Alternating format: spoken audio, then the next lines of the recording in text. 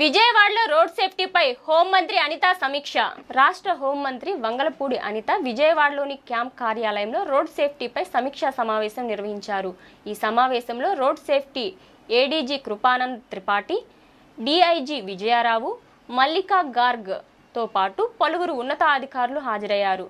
సమావేశంలో రాష్ట్ర వ్యాప్తంగా అమలులో ఉన్న ట్రాఫిక్ చలానా సిస్టమ్, సీసీ కెమెరాల ఏర్పాటు, నిర్వహణ తదితర అంశాలపై చర్చించారు.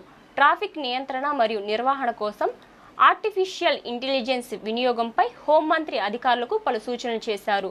రోడ్డు ప్రమాదాల నివారణకు తీసుకోవాల్సిన చర్యలపై అధికారులతో చర్చించి ప్రజల ప్రాణాలకు ముప్పు లేకుండా చర్యలు తీసుకోవాలని ఆమె ఆదేశించారు.